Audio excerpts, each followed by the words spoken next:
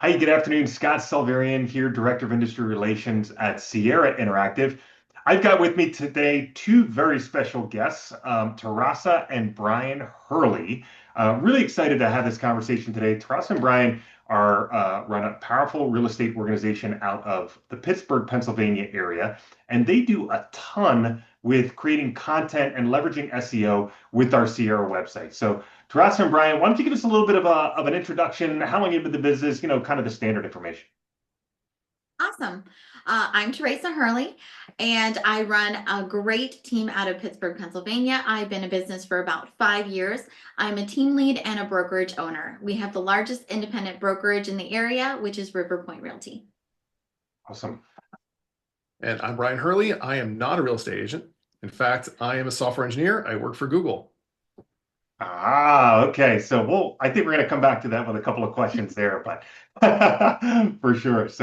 You guys, we talked a little bit before we got on here. You guys have been with Sierra for a couple of years now, 3, 4 years, and you really, really have dove into our SEO and content capabilities. Share with me just to kick things off. What features of our website platform do you find most valuable in your real estate business? You want me to? Yes, yes. All right. So actually, I'm going to go back a little bit. And the reason that we chose Sierra was not for SEO at all. I mean, it was Okay. one of the factors that led to it, but we were not focused on that at the time. What we were focused on was pay-per-click ads Okay. because that is the core of the business we built to start. Teresa, when she built the business, she had a database of like 30 people. So we needed new business to drive the growth of the business. Wow. And we had our own website and we were struggling with a little bit. I'm really good at running ads, but despite being very good at running ads, our our cost per lead was higher than I wanted to be. I knew it was worse than industry average. I started talking to other people saying, what platforms are the right platforms to use?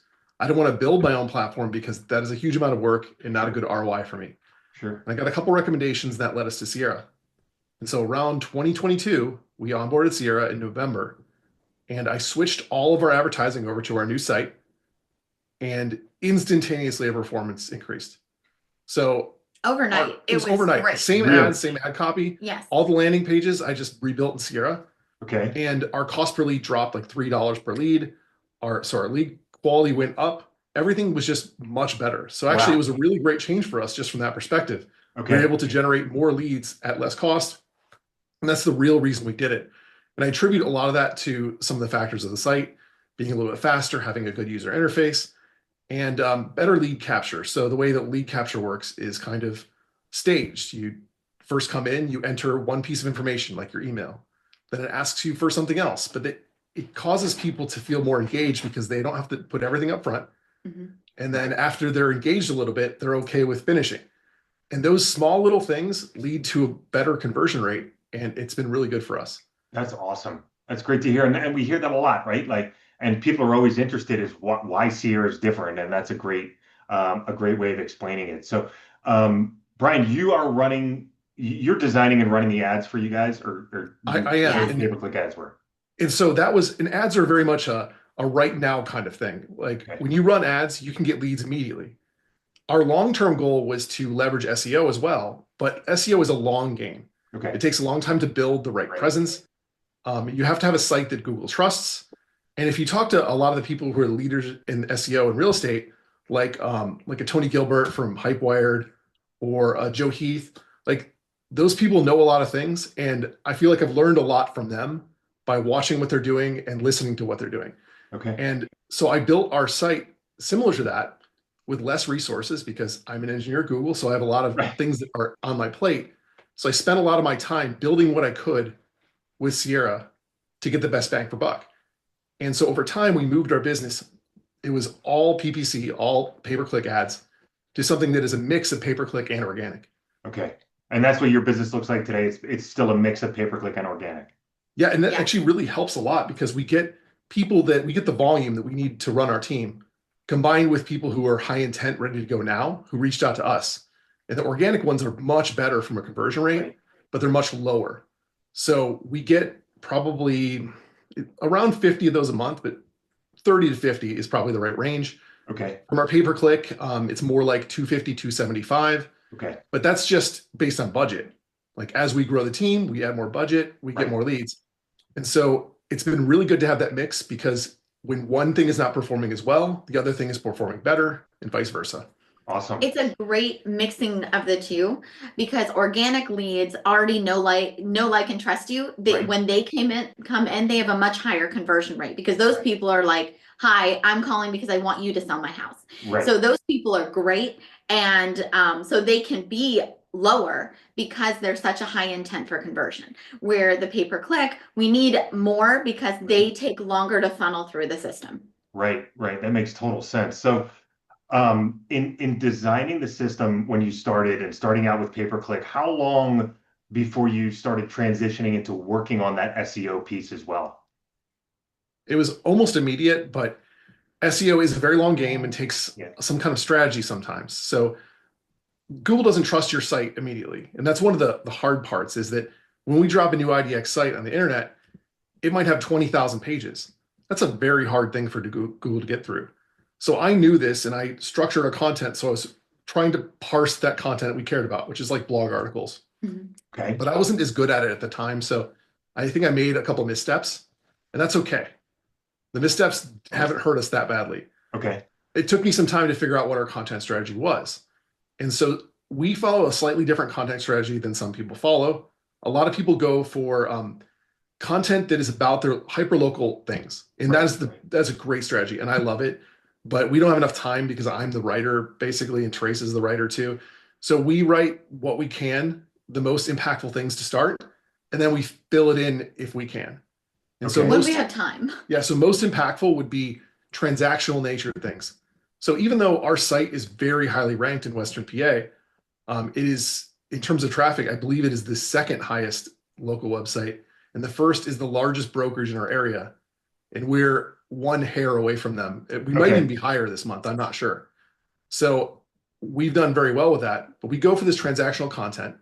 So in our area, for example, we have old housing stock. And you might want to talk about that, like with the sewer lines and all that. Yeah. So in our area, we know we want to write articles about things that people are actually interested in and want to search, because writing articles about something that nobody is interested in, that doesn't do us any good. Okay. So in our area, we have very old housing stock. We're one of the oldest housing stocks in the entire country. So you can have a house that's 5 years old right next to a house that's 200 years old. Wow. So because of that, we have some weird old house issues here that people are actually interested in. One example of that is our sewer lines tend to be really old, and that causes problems when you buy a house that might be 200 years old and the sewer line is old and it's terracotta.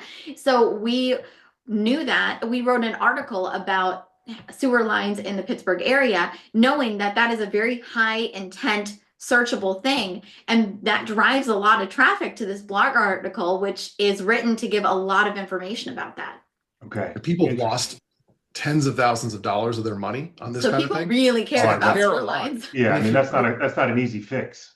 Yeah. Yeah, a lot of our content is based upon things that people talk about. So we'll go mine Reddit. We'll actually go to Reddit.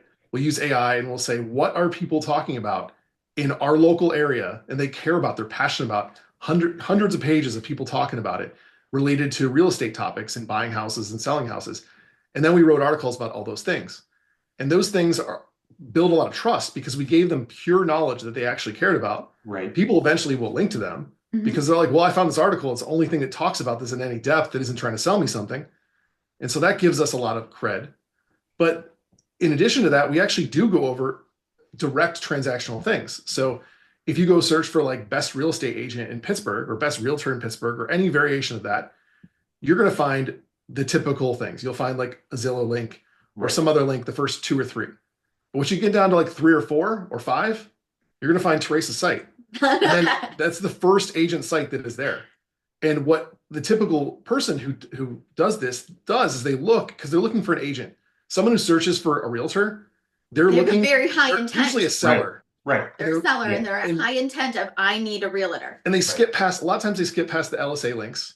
A lot of times they skip past the Zillow links because they know it's like a promotional thing. And they look for the first agent that they find. And it ends up being her. And then they call her on the phone. They said, I want to list my house. They don't even, it's not even she doesn't convince them. They're already convinced. They're already convinced because I'm at the top anyway. And then any bit of of social proof that's there. Actually, funny thing is you search my name, which is kind of a weird name. Um, I I outrank the flower that I am named after in this area. If you There you- Google first name Teresa, there's like 9 pages of me. So, I mean, for social proof, someone just looks up and I'm everywhere. yeah, And we redirect to them and target them back for advertising. So they see my face everywhere. I'm quite annoying in this area. that's found. That's good. That's good marketing. That's not annoyance. That's Yeah, awesome. Yeah, it is Good for good you. when you marketing. build all these content silos, you build all the content for this stuff, people trust it. Google likes it because people spend time on it and they read it. Right. Mhm. And so they give you more authority in a sense. Okay. And as that authority increases, your other pages benefit. So it's not reliable, but we do often show up in the top like 5 or even 10 results, like the first page on Google for various properties. Like you pick a random property, you type it in, there's a 30-40% chance we're going to be in the top listings. And when you scroll down through those listings, some people they search for the address of a property and they're looking for the listing agent. Right. So they will call Teresa and they'll say, "Hey, I'm interested in this property." And they were really intending to find the listing agent, but they end up finding her because they think she's a listing agent because she's the first one that came up. Right. And this is also a very good organic source Yes. of leads. Because people that are searching an address are obviously a very high intent on Super that high address. tech. Yeah. Yeah. So if you search a specific address in the area, chances are I'm one of the top 3 that pop up, everything after like Zillow. If you search types of houses, Victoria houses, patio homes, log cabins in Pittsburgh, Mhm. I'm #1 on all of those. Real best realtor in Pittsburgh, I'm #1 on that too. So there's so many things that I come up as #1. And then from our website to our blog articles to our advertising, it all stacks on top of each other and Right. creates this system that is just amazing. And that's why it just keeps feeding our business, which we love. Yeah, we love it too. Trust me, we love helping you guys be successful there. So if what I'm hearing you say is correct, and I love the strategy because it is a little bit different, Brian, like you said, from other people around. A lot of the people out there are going hyper local, right? Mhm. Go niche, go hyper local. So I love that you guys are doing it a little bit different.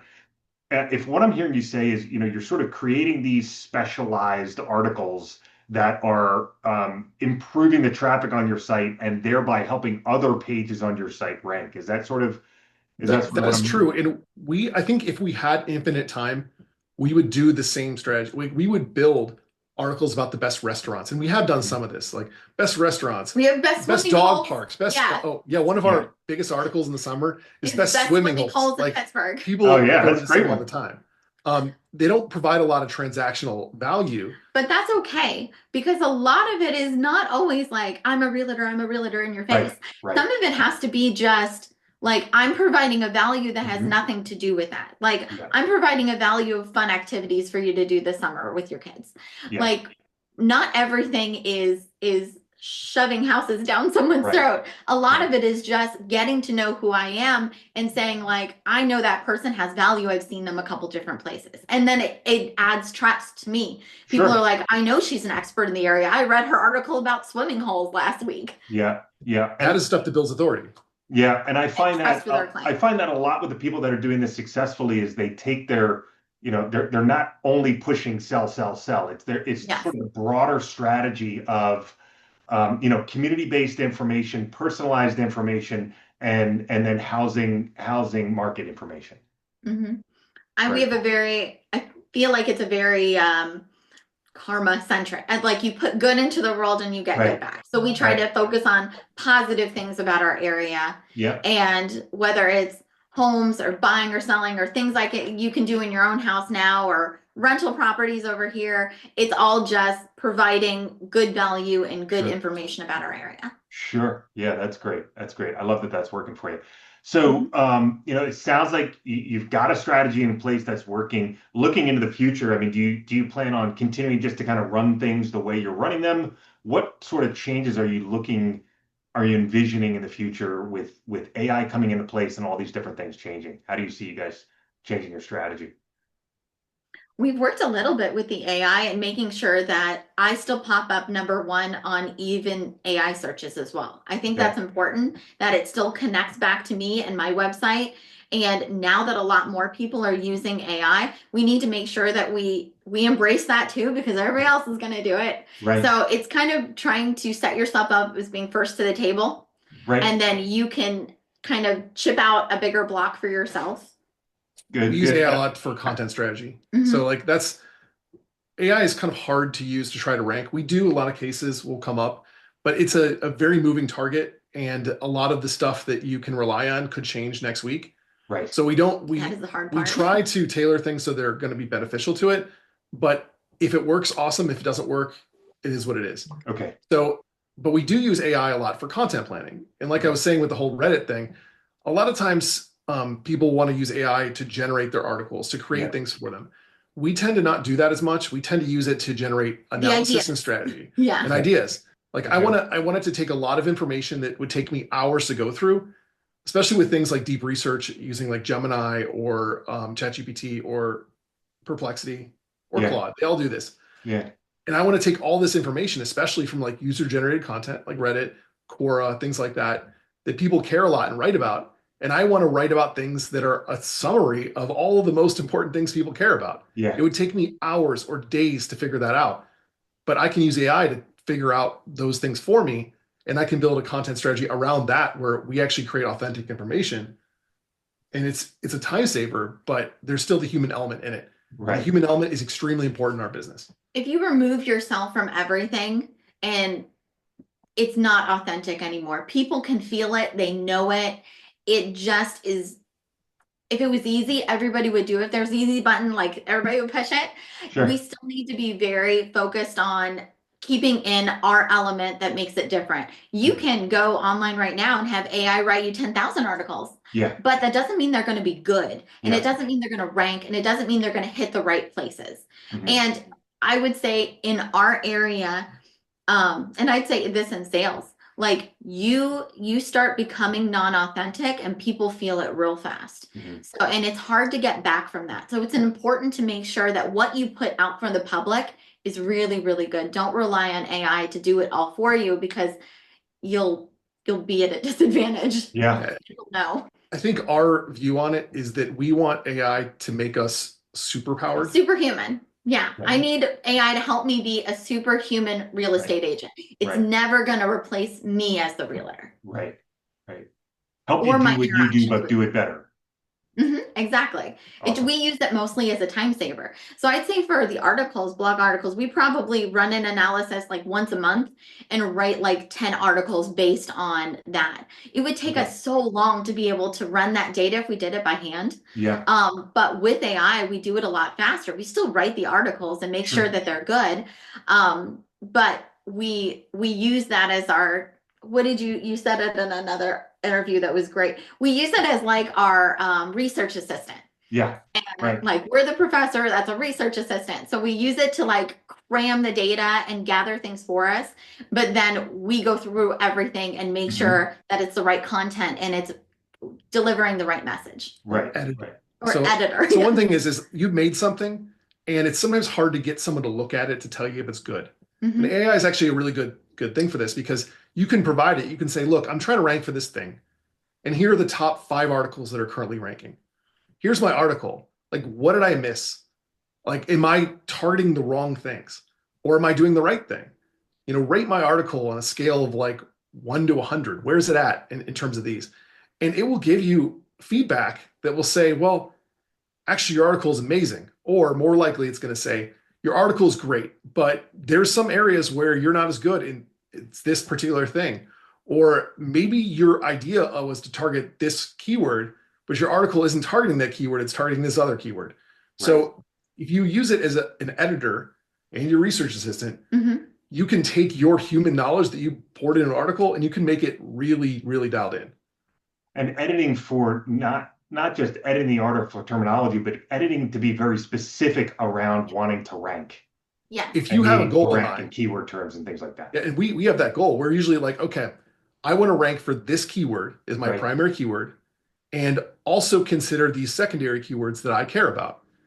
And so when you go with that goal in mind, your article, your AI assistant, whatever you're using, can say, yeah, you're totally right on the money for this particular thing. Mhm. And so we do that for a lot of our stuff. So for example, the whole example I gave you with best realtor near me, one of the biggest things we did to rank for that, there's two things we did.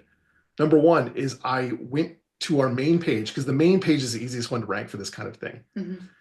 And I used all those primary keywords and I said, okay, what can we do to improve this site to rank for these particular keywords?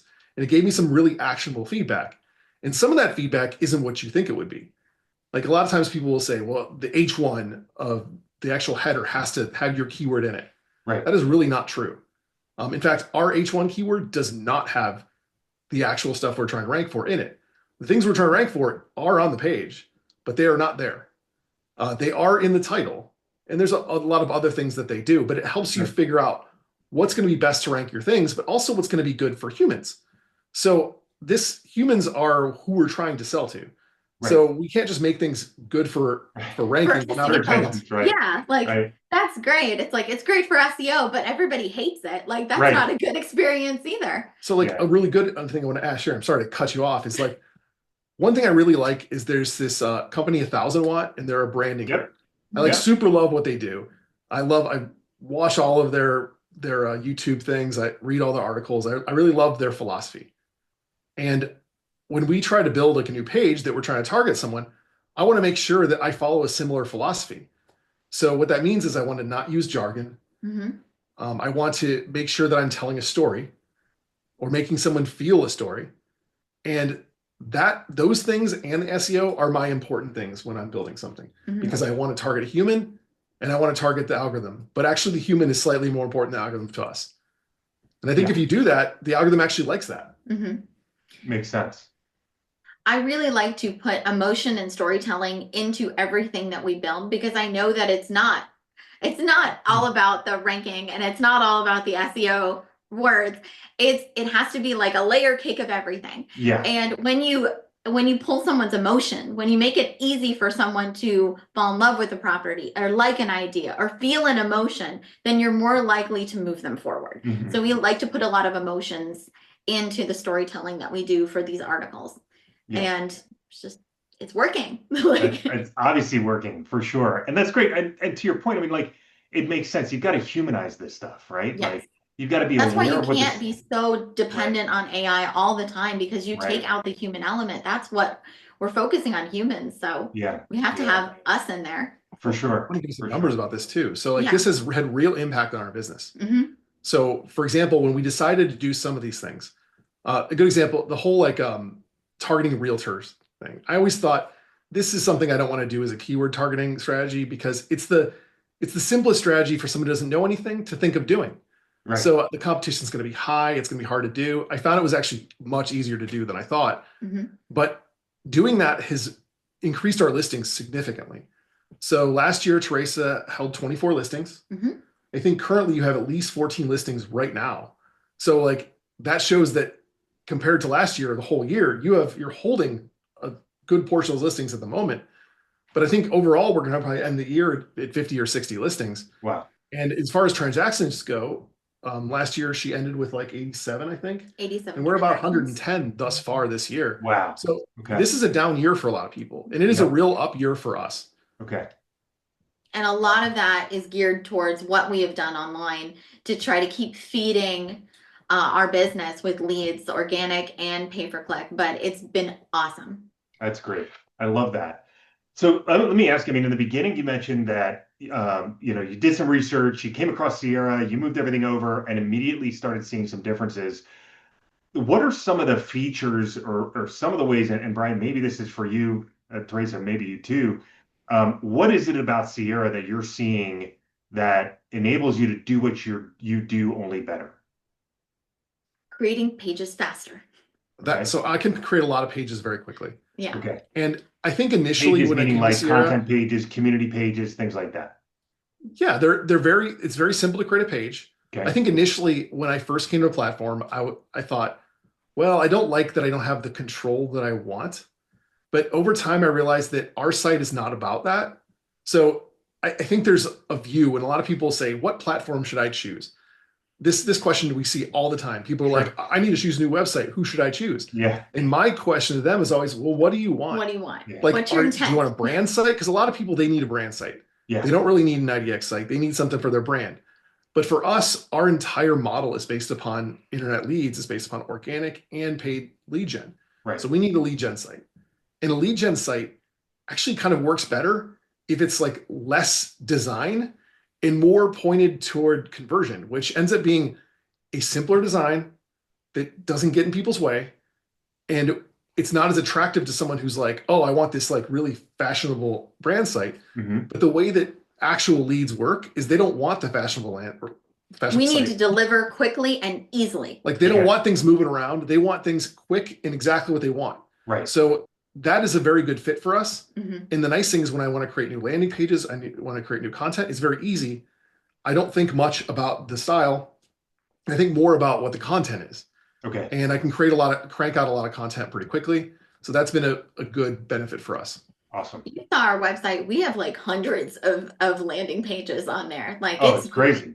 We Yeah. have built it out. It's so big, but it would have been so difficult to do that with what we had before. In fact, every time I ask for a new page, you're like, no, Oh. it's so difficult. It's terrible. We had another provider and it would take me, I won't name the provider because I don't want to be mean to anybody, No. but it would take me forever to build a page because the page builder was very unreliable. And I'll tell you, the page builder for Sierra is exceptionally reliable. Okay. I don't think I've ever had a problem with it.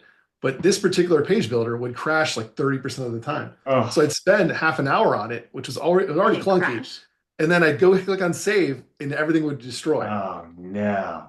Every time we wouldn't have been able to grow the website that we did with that old provider because every time like we'd both be working and then I'd hear like a bunch of cursing on that side. I'd be like, oh.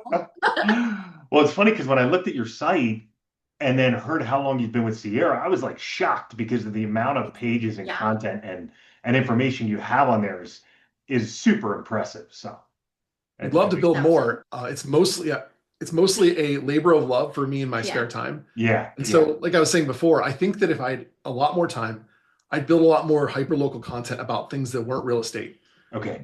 Our focus, because of the limited time, has been, like I said, transactional content, but also content that's not directly transactional, but is very much about housing. Mhm. So like the sewer thing is one example, Yeah. or Right. wet basements is another problem Yeah. that we have. And these things provide value, but they're specific value about our niche, which is selling Housing. homes. Yeah. And so that helps us to rank a little bit on that topic of selling homes. Right. If you have a website about real estate and you immediately start trying to do something else like sports, you're going to find it very hard to rank in sports because that's not what Google thinks your site's about. Yeah. So it's kind of easier to build up these content groups about things that are related to what you care about and what your site's about. And that helps you naturally rank. Over time, we will build out all kinds of stuff We about have things that lots aren't of real plans, estate. way more. But that's It's just time consuming. time consuming Yeah, and for sure. that will take time. And that's sure. a way to build your traffic. And the way you Yeah. build traffic, when you build it, more More people content. come because Yeah.